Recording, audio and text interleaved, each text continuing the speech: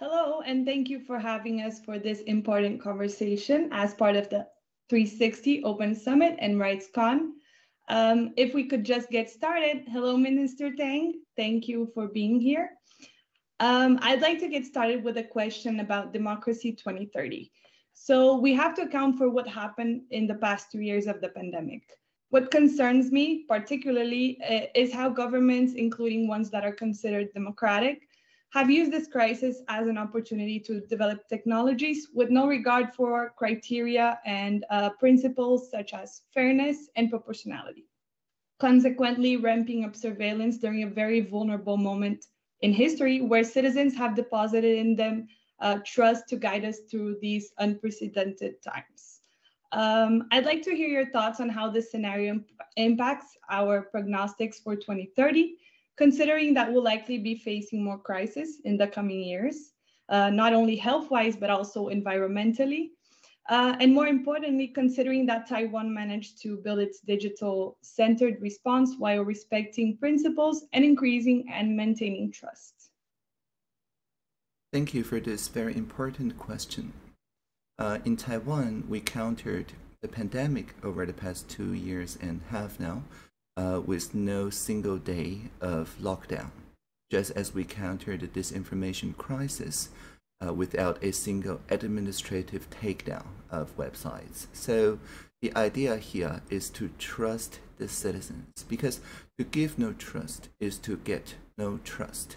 The civil society generally weaken when a top-down measure of top-down, lockdown, shutdown, takedown is imposed on citizens, and the ability for a community to self-organize, to be resilient against incoming challenges, weaken when the state, although they do not have perfect information, try to make uniform decisions. So I think the main lessons from the Taiwan model is that if you trust the citizens with all the data that's published upon collection, as long as it's not privacy or trade secret related, then the citizens closest to the pain actually make better innovations and better adaptations based on the same transparent available data compared to any top-down state. I love the example about the masks, right? So that's a great example of when you give citizen data, they will come forward and build solutions, right? So do you have any other examples that have endured the pandemic and that are still in place right now?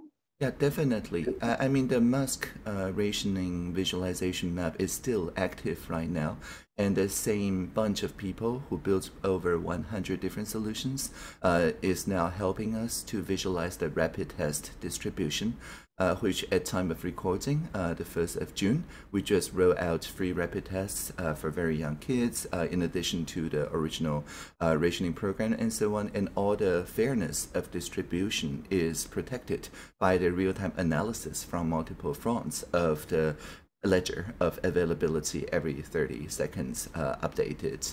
The two primary contact tracing technologies, the venue-based SMS-based contact tracing, and nowadays the Bluetooth contact tracing, again, were done not by the government technologists, but by the civic technologists, so that they built privacy into the design, and the state cannot actually easily aggregate the information, because not just the design, the implementation was originally done by the G0V or GovZero, as well as the AI Labs, both nonprofit groups. Now, in addition to those very important contributions, I would like also to point out the vaccination, which is built by municipal governments with local civic technologists before we built a centralized central government distribution method called the 1922 vaccination appointment system. But even when we built the VAS, the vaccination appointment system, we made sure we publish very transparently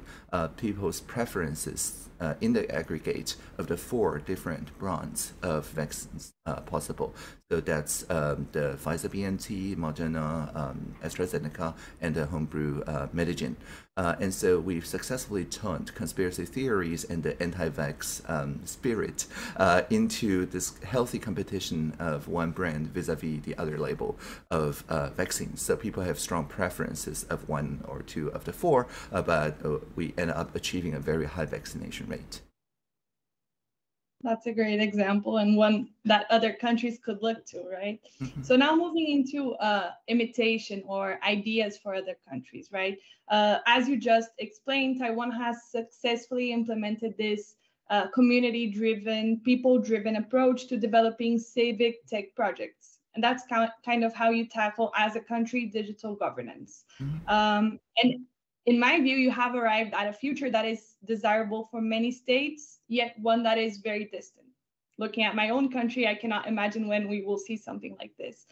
If these other states were to imitate Taiwan, and what you narrate as a middle ground model, right? So you have said in previous interviews that you consider this to be a middle ground. Where should they start? And I'd also like to ask you, what are some remaining challenges that you still have to tackle in Taiwan? Yeah, it is the middle ground in the sense that we prefer not to over-concentrate the data and decision-making power on one side, nor are we saying that people are just individualistic, atomistic individuals, and we should disrupt existing communities and institutions with self-sovereign technology. So in that sense, yes, we're in the middle ground where we respect the plural communities. Now, I'm pretty sure that in pretty much any jurisdiction, there are communities that are taking charge in responding to the pandemic or the infodemic on the community level. The only difference vis-a-vis Taiwan is how much agenda setting power do they enjoy from their municipal and later on central governments. If you trust the local communities to set the agenda, as with the original invention of participatory budgeting, which was in your country, if I remember correctly, to set the agenda, then the communities enjoy a better access to other communities in other parts of the jurisdictions or of the region so that they can reach the critical mass of social innovators to scale their innovations. But if there's no such horizontal linkage between the communities both within and outside of a jurisdiction, then they will be forced to operationalize and maintain those innovations indefinitely, which is frankly saying beyond most donation-based or even social entrepreneurs in smaller communities. So what the state can do is to fully support without controlling the local innovators and scaling them out so that it reaches an international audience. That's precisely what we're doing with the presidential hackathon. Now, your other question about the challenges. I think one of the persistent challenges is the multinational so-called social networks, but they're often antisocial rather than pro-social. But I think antisocial is still social networks in which people's behavior change in those venues. I often like say Facebook, to a nightclub where people have to shout to get heard. There's addictive drinks being served, smoke-filled room, you can't see each other very clearly, and then a private bouncer ready to ask you out if you say something improper. Now, don't get me wrong, I'm not against the entertainment sector, but I do not think that our mayors and presidents should be forced to host their town halls in the digital equivalent of a entertainment sector of a nightclub. Rather, we should have the digital equivalent of the, public parks, public libraries, town halls, things like that. Now, that's an ongoing challenge because of the addiction that our citizens feel when they go to the digital equivalent of nightclubs, the kind of manufactured addiction, those behavior patterns, sometimes dark patterns build. So how to build a good mental health norm as we build a norm around alcoholic or addictive drinks and minors, proper education labeling and all that. I think that's a persistent challenge. Great. I love the nightclub metaphor. I think that's a great metaphor for what social media is like right now. So if I could go a little back, you said it's not, it wouldn't be right to have mayors hosting town halls on Facebook or YouTube or any other live transmission platform, right? Because you, and then I ask you, do you think that changes the nature of politics? Would that change the behavior of politicians? as to not really emulate what would happen offline? Mm-hmm. Yeah, because I will use a positive example. So I'm hosting a weekly podcast now, a video podcast really, but a podcast in a Creative Commons called Innovative Minds with Audrey Tang. And by engaging the podcast community, I've discovered that the internet protocols that I personally invested a lot of time in improving around turn of century, the RSS protocol, ATOM protocol, and so on, this federated blogging community is alive, well alive in the podcast community. In the podcast community, whichever platform I choose to upload or host my blog, well, my podcast, does not actually dictate the client, that's to say the listening app that you choose for accessing that podcast. And if any intermediary try to impose the kind of addictive behavior or overt advertisement and so on, well, people just switch their hosting and client providers because it's an open protocol like email after all. So the podcast ecosystem shows that it is actually possible to structure our social conversations and social interactions in a way that is respecting of our community norms, that respects the recorder and the listener, and only they get to co-determine, co-create the experience instead of the intermediary in the middle dictating what's proper and what's not proper. So we don't have to look far for a fully decentralized ecosystem because we have one right now. Yeah, I think that's a great example. So since we're speaking of platforms, I'd like to move a bit into that area. Over the past few years, we have extensively documented as the press with whistleblowers how platforms, mainly in the global south, are being used to undermine democracy. So by radical actors, radical political actors, extremist groups. But at the same time, we have seen big examples also coming from these regions of how these platforms enable citizens to organize and ultimately defend democracy in their home countries. And I would expect these online spaces to be even more necessary in the coming years for this purpose of organization and defending democracy. But in some countries, in some regions at least, and much led by the West, we are seeing efforts to regulate platforms. So in the coming years, we will see platform regulation coming. In my country, however, the attempt that we are seeing to regulate platforms has a collateral effect of ultimately curbing citizens' freedom online. So there is a confusion between what platforms do and what citizens do. And in an effort to regulate platforms, we are regulating citizens.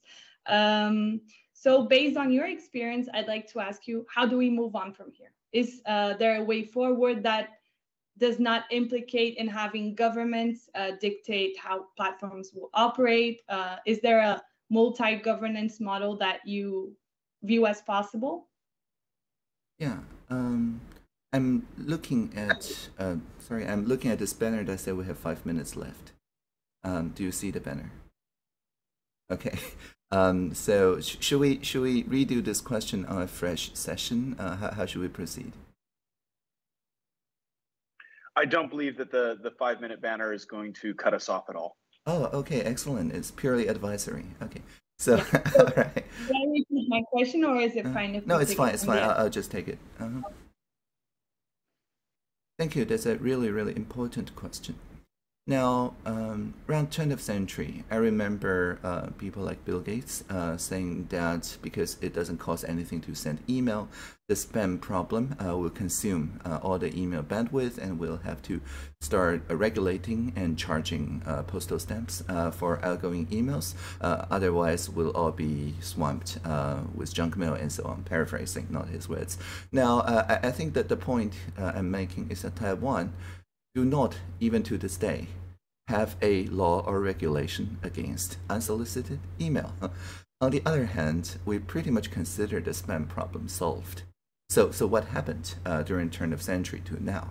Well, people organized internationally into the Spam House and many other technological communities. And then through voluntary participation, anyone can flag any incoming email as spam, in which case the fingerprint, the likelihood of an email that looks like that to reach other people's inbox decreases because of this voluntary contribution of flagging incoming email as spam.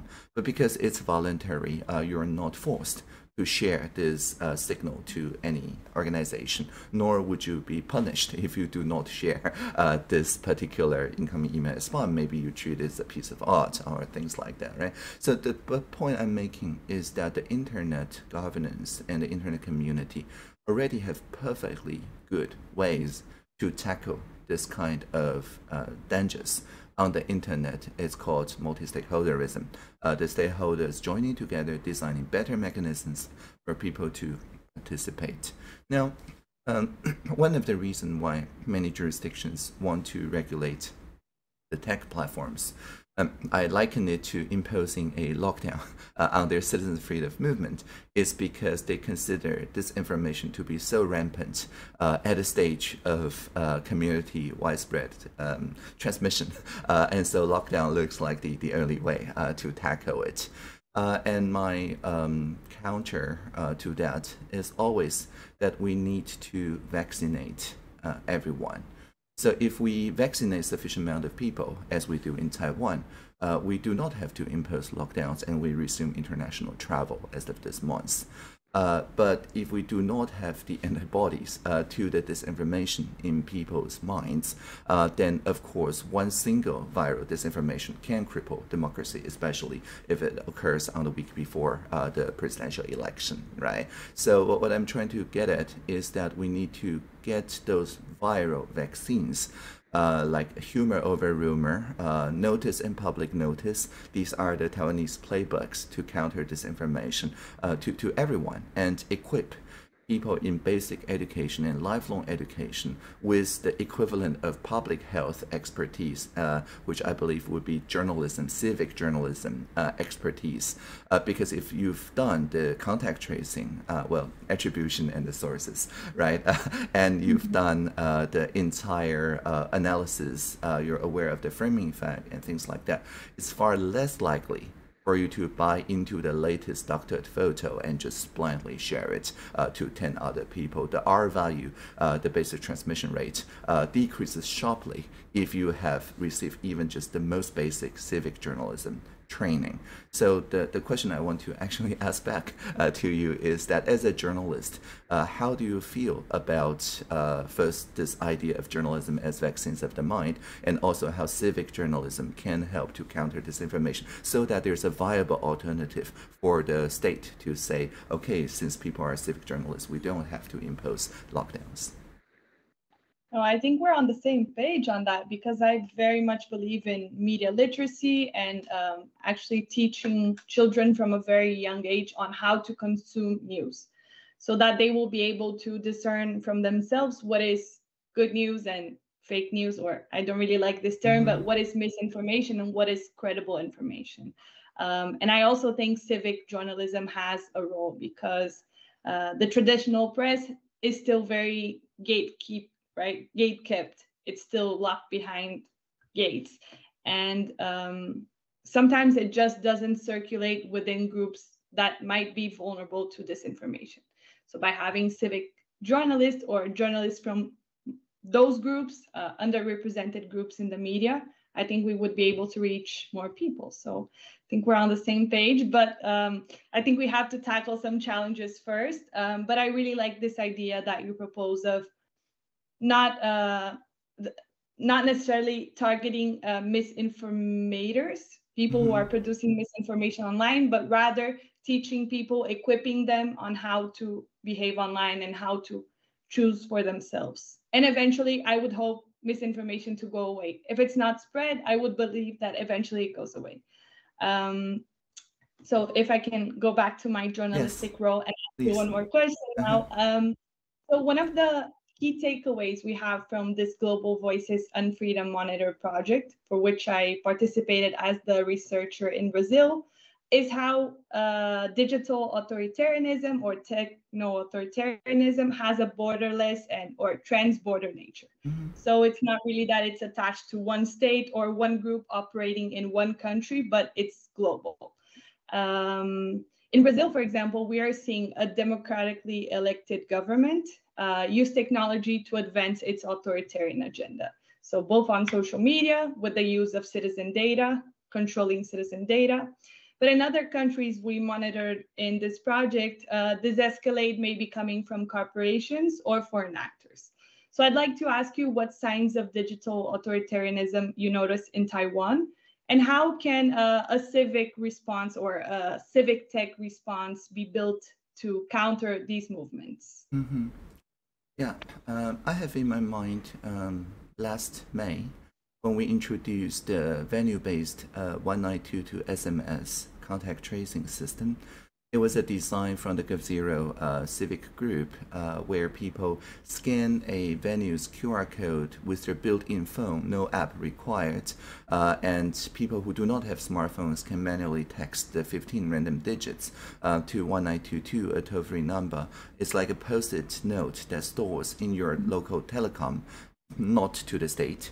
And the contact tracers only piece together this random code from the telecom, the mapping between the random code and the venues, and so on, to reconstruct the exposure notification information that is required. And we do reciprocal transparency. That is to say, you can go to a website to view in the past 28 days how many municipal or central contact tracers have looked at your information, at which day, for what purpose. So it's like a mutual accountability. It's like a shared ledger. Now, all this was baked in, was designed on the very first day from a lot of very privacy conscious civic tech people. And we make public attribution saying that this is invented by the civil society. And you do not actually have to trust your telecom. If you trust, say, your municipal government, instead use their QR code scanner. If you don't trust either, you can still do pen and paper or stamping your way in, or later on use Bluetooth-based contact tracing. So it's a plural landscape, a plural ecosystem for contact tracing. Now, the point I'm making now is this first made it harder for other parts of the state to then go to a more authoritarian use of these data. I remember a judge going public on a media in a blog post saying that the judge have received a search warrant to the mapping table between the venue code and the venues, because through the legal wiretapping as part of crime investigation, the investigator would really like this information because they can investigate the crime, I guess, more effectively. On the other hand, the civic tech design actually said on each and every SMS that this is for pandemic control only. So it must not be used for crime investigation purposes. So it's a blatant norm violation. So obviously the judge denied such warrant, so the police never received that mapping table. But then most importantly, because everyone understood the norm was not that, it enabled the judge to go public and say, you know, the Ministry of Justice better stop doing this and better start issuing an interpretation that this is not communication as per the wiretapping Act. This is a pandemic control measure that's deleted in 4 weeks rather than other kind of SMS which is deleted in half a year and so on. They're fundamentally different things. Now, if we look at our nearby jurisdictions where it's the government introducing this technology, they often interpret and say, yeah, maybe let's use it for serious crimes, or yeah, maybe let's use it for this list of crimes that's dictated, I don't know, by the legislators or something, which is a fine response by you know, democratic standards of everything has to have a law backing it up. But because the original invention was not from civil society, the citizens who detect this drift of purpose really do not have an immediate counter response because it was not plural. It was mandatory, or it was the only way to do contact tracing in their jurisdiction. But in Taiwan, because if we only had that, then of course it limits our ability to respond. No, we have other choices. So the citizens can actually do a social sanction and collectively go to other contact tracing methods unless the Ministry of Justice reply very quickly to say, no, we promise we will never do this, and here are the technological proofs, which they immediately did. So we do have an interpretation in place that says these are not to be considered part of wiretapping, should not actually get even the random codes to the police in the first place. So that's it. I think a outside game, a vibrant outside game that is capable of not just demonstrating against something, but demonstrating with something, right? A demo, like showing viable prototypes. That is the key to the equal footing between the movements on one side of human rights and the government on the other side, so they can enjoy a co-creative partnership. Yeah.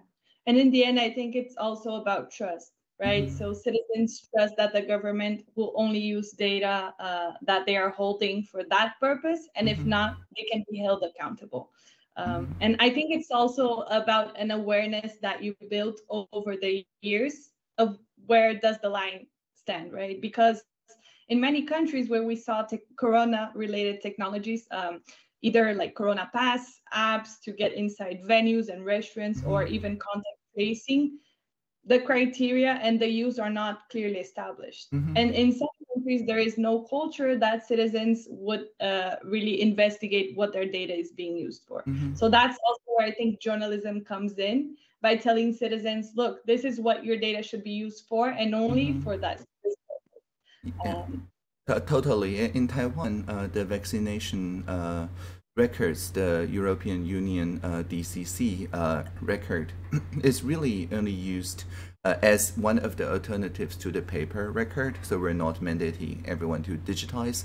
And I think the only places that it's checked mandatorily is either at the airport, when the country that you're going to land dictates that you have to present such a passport, in which case we of course have to adhere to the international travel regulations, but domestically only for a while in the adult entertainment places, where the entire point was to take off the masks, in which case that was required. But we do not, for example, in restaurants and other places, use that vaccine certificate.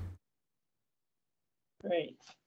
Minister Tang, I'd like to revisit a phrase that you have said many times before. Now, 2 years into the pandemic, I know the pandemic under a Taiwanese perspective is not the same as it is for the rest of the world. But you have said before that in Taiwan, democracy is the internet. So I'd like to ask you if 2 years after the pandemic, seeing how your country responded, do you have more faith in this saying, or has it led you to reconsider some points? I think we definitely advanced democracy during the couple years of pandemic. We're not perfect. I mean, we have, what, 23, 24 million people. And as of this recording, the death toll is at, I think, 2,200, which is too much by our accounts. But on the other hand, we can safely say that we did much better in terms of health and also mental health to pretty much everyone else. And putting us in the peer of New Zealand, I think that's the closest to us. So I think people's faith in democracy is now reassured with actual working examples of how the crowd demos can rule Kratos themselves without a authoritarian bent, and how we successfully migrated all central designs, including actually the federated oblivious storage, the 1822 SMS, is entirely phased out now in favor of Bluetooth-based contact tracing. And many of the, for example, central vaccination, after we very quickly, I think the world's fastest, get everyone the boosters, we decommissioned the 1822 VAS, so now it's back to the municipal and the town communities to decentralize their offerings, which is frankly relatively speaking, friendlier for people who do not have any smartphones or tablets or computers and so on. So people have witnessed a small democratic transition, I guess, of the delegation and the first centralization of some state power, but now diffusing it to the localities, and people feel, I think, by and large, still safe in our counter-pandemic measures. So I would say it's a positive example of democracy. Yeah, I would say that, and I think also an example for other countries of how it could have been done. So I think my last question, if we can, if I understand correctly, you have well, you're a hacker, right? A good hacker, of course. And the civic hacker, yes. A civic hacker. And in my country, we had an example during the pandemic of a journalist, a data journalist, who went to inspect the code of one of our vaccination apps, and he found a flaw. Actually, I don't know if I can even call it a flaw, but he found out that regardless of the answer you put in, the outcome was the same. So the government is recommending medications that were proved inefficient, regardless of the input. So it was not a flaw, it was a deliberate mistake, right? And he was badly accused by the government of hacking into government systems, showing a complete ignorance by the government of what hacking means. And he just inspected the code in the app, so something that was very available. So I think in the end, this creates an environment in Brazil where civic hacking is not encouraged.